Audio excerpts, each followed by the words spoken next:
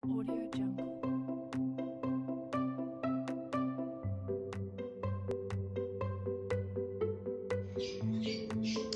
Assalamualaikum warahmatullahi wabarakatuh.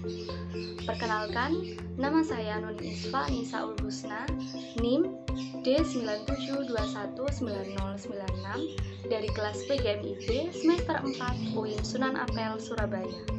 Video ini saya buat untuk memenuhi tugas UAS mata kuliah pembelajaran IPS. Assalamualaikum adik-adik, bagaimana kabarnya hari ini? Kali ini kita akan belajar pada tema 1, Indahnya Kebersamaan, kelas 4 semester 1, subtema 1, Keberagaman Budaya Bangsaku, yang memuat mata pelajaran Bahasa Indonesia, IPS, dan juga IPA pada pembelajaran ke-1. Pada video kali ini diharapkan adik-adik mampu menemukan gagasan pokok dan gagasan pendukung dari teks bacaan. Selain itu, adik-adik juga mampu menganalisis macam-macam keragaman dan sikap yang tepat dalam menanggapi keragaman. Selain itu, adik-adik juga akan belajar tentang menguraikan bagaimana cara menghasilkan bunyi menggunakan benda-benda di sekitar. Kemudian menyajikan sifat-sifat bunyi. Indonesia terdiri atas berbagai macam suku bangsa dan budaya, namun tetap dalam satu wadah negara kesatuan Republik Indonesia. Keragaman tersebut merupakan anugerah dari Tuhan Yang Maha Esa. Kita wajib mensyukurinya dengan cara melestarikan dan menghargai keberagaman tersebut. Nah, selanjutnya, mari kita simak bacaan tentang salah satu keragaman di Indonesia, yaitu suku Jawa. Suku Jawa. Suku Jawa merupakan suku terbesar yang berada di Indonesia. Pada tahun 2010, setidaknya 40,22% penduduk Indonesia merupakan etnis Jawa. Masyarakatnya tidak hanya berada di Jawa saja, melainkan tersebar ke seluruh pelosok Indonesia. Bahkan, budaya Jawa termasuk salah satu budaya di Indonesia yang paling banyak diminati di luar negeri. Contoh beberapa budaya Jawa adalah wayang kulit, keris, batik, kebaya, dan gamelan. Tidak hanya itu, tari tradisional Jawa pun makin diminati karena keunikannya, seperti tari gambyong, tari remo, dan tari reog. Ciri khas suku Jawa terkenal akan tata krama, bahasa yang lemah lembut, dan sopan dalam bersikap. Suku Jawa biasa menggunakan bahasa Jawa dalam kehidupan sehari-hari. Bahasa Jawa ini dibagi menjadi beberapa tingkat, yaitu ngoko, madya, dan krama. Setiap bacaan biasanya terdiri atas beberapa paragraf. Setiap paragraf memiliki gagasan pokok yang diperkuat oleh gagasan pendukung. Gagasan pokok adalah ide utama yang dibahas di dalam suatu bacaan, dapat berupa kalimat inti atau berupa pokok paragraf. Sedangkan gagasan pendukung adalah uraian atau tambahan informasi untuk gagasan pokok. Beberapa langkah yang dapat dilakukan untuk menentukan gagasan pokok setiap paragraf antara lain: yang pertama, bacalah paragraf dengan seksama dan cermati kalimat pertama hingga terakhir. Langkah yang kedua yaitu temukan kalimat utama dari paragraf tersebut. Nah, kakak misalkan di paragraf pertama pada teks bacaan suku Jawa ya. Kalimat pertamanya, suku Jawa merupakan suku terbesar yang berada di Indonesia. Kalimat kedua, pada tahun 2010, setidaknya 40,22% penduduk Indonesia merupakan etnis Jawa. Kalimat kedua ini masih menjelaskan kalimat pertama, yaitu suku Jawa merupakan suku terbesar. Berarti kalimat kedua merupakan kalimat pendukung. Selanjutnya kalimat ketiga. Masyarakatnya tidak hanya berada di Pulau Jawa saja, melainkan tersebar ke seluruh pelosok Indonesia. Kalimat ketiga ini masih menjelaskan tentang kalimat pertama. Berarti kalimat pertama merupakan kalimat utama. Langkah yang ketiga yaitu identifikasi unsur inti dari kalimat utama tersebut. Ingat, gagasan pokok sebagai inti paragraf dapat terletak di awal, akhir, awal dan akhir, atau di seluruh paragraf. Nah, dari langkah kedua tadi kita sudah tahu kan kalimat utamanya berada di kalimat pertama, yaitu suku Jawa merupakan suku terbesar yang berada di Indonesia. Di sini mari kita identifikasi unsur intinya. Unsur inti ini akan menjadi gagasan pokok pada paragraf pertama.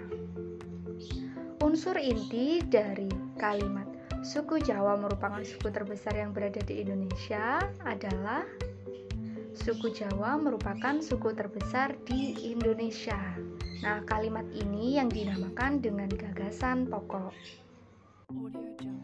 Nah, untuk paragraf kedua dan ketiga, silakan adik-adik cari gagasan pokoknya seperti langkah-langkah pada paragraf pertama tadi ya.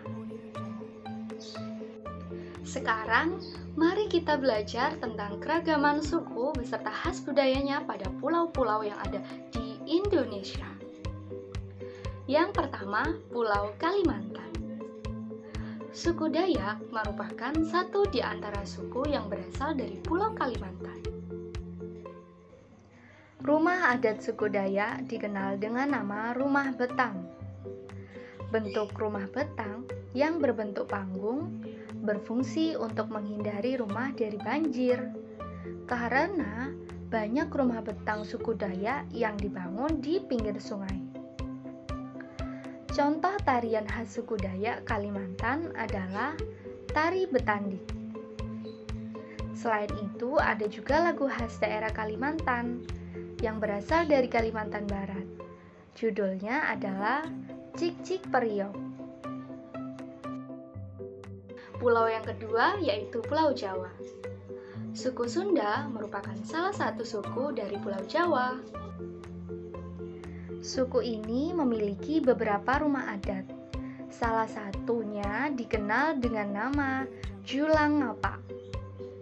Rumah adat satu ini dinamakan Julang Ngapak karena desain atap rumahnya yang persis seperti seekor burung yang sedang mengepakkan sayapnya.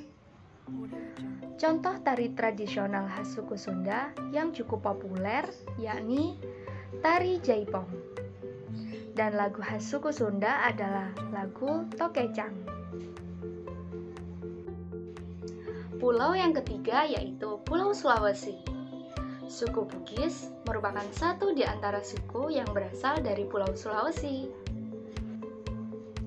Rumah adat suku Bugis dikenal dengan nama Rumah Soraja untuk kalangan bangsawan. Untuk kalangan biasa disebut dengan nama Bola. Uniknya, rumah Bugis dibangun tanpa menggunakan satupun paku. Setiap besi dan kayu yang digunakan akan dibentuk secara khusus sehingga tidak perlu disambung. Contoh tari tradisional khas suku Bugis yakni tari kipas Pakarena. Salah satu lagu daerah Sulawesi berjudul Anging Mamiri. Pulau yang berikutnya yaitu Pulau Papua. Suku yang satu ini merupakan salah satu suku yang pasti sering kamu dengarkan, yaitu suku Asmat. Selain ukirannya yang unik, suku Asmat juga terkenal dengan rumah adatnya yang bernama Rumah Tisam. Rumah Tisam terbuat dari kayu dan didirikan menghadap arah sungai. Atap rumah adat ini terbuat dari daun nipah yang telah dianyam. Contoh tari tradisional suku Asmat bernama Tari Tobe. Salah satu lagu daerah yang terkenal dan berasal dari Papua berjudul lagu Apuse. Sekarang, pulau yang terakhir yaitu Pulau Sumatera. Salah satu suku dari Pulau Sumatera yang cukup menarik adalah suku Minangkabau. Rumah adat suku ini bernama Rumah Gadang. Rumah adat ini memiliki keunikan pada bentuk puncak atapnya yang runcing menyerupai tanduk kerbau. Contoh tari tradisional khas suku Minangkabau yakni tari piring. Salah satu lagu daerah khas suku ini berjudul Kampuang Nan Jauh di Mato. Nah, sekarang adik-adik sudah tahu kan beberapa perbedaan suku dan budaya di Kepulauan Indonesia? Kira-kira bagaimana sikap yang harus kita tunjukkan terhadap perbedaan tersebut? Sikap yang tepat dalam menanggapi keragaman adalah dengan cara toleransi dan saling menghormati. Contoh sikap toleransi yang bisa kita terapkan antara lain menghargai pendapat teman kelas ketika berdiskusi, menghormati guru ketika menjelaskan pelajaran, tidak membedakan suku, agama, ras dalam menjalin pertemanan, menghormati teman ketika beribadah, tidak mengejek suku teman, tidak juga mencemooh warna kulit teman, serta saling tolong-menolong dan gotong royong ketika ada teman atau tetangga kesusahan tanpa membedakan sara. Selain kaya akan budaya, tarian, dan makanan khas daerah, Indonesia juga kaya akan jenis alat musik. Alat musik ini biasanya digunakan untuk mengiringi tari tradisional dan lagu daerah.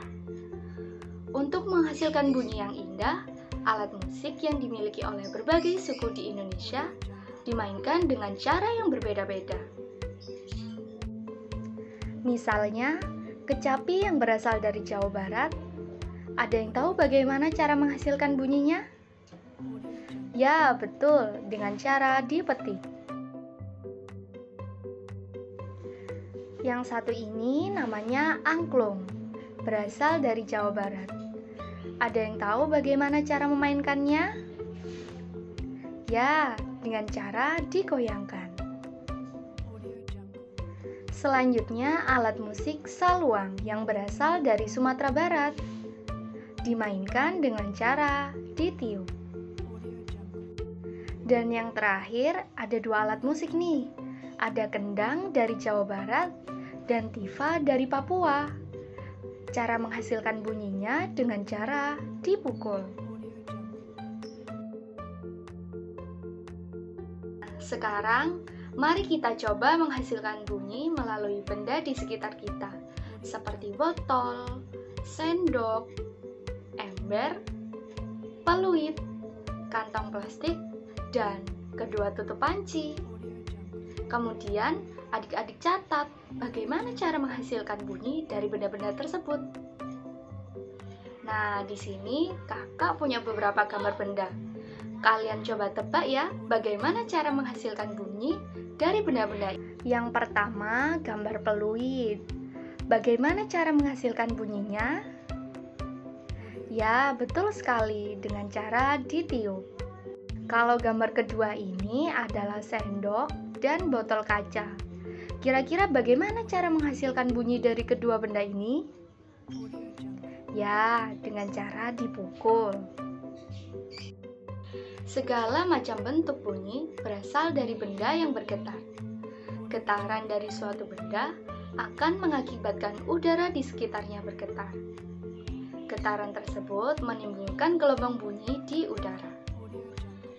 Benda-benda yang bergetar dan menghasilkan bunyi disebut sumber bunyi. Contoh sumber bunyi adalah garpu tala, alat-alat musik seperti gamelan, suling, trompet, dan alat-alat musik tradisional yang sudah kita pelajari tadi.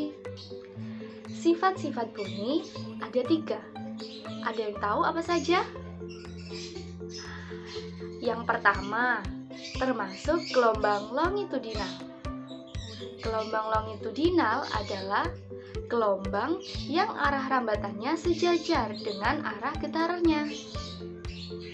Sifat bunyi yang kedua yaitu perambatannya membutuhkan medium, baik melalui udara, benda padat, maupun media lainnya. Dan sifat yang ketiga yaitu dapat dipantulkan. Dan pada kali ini, semoga video ini bisa bermanfaat. Semangat terus belajarnya. Wassalamualaikum warahmatullahi wabarakatuh.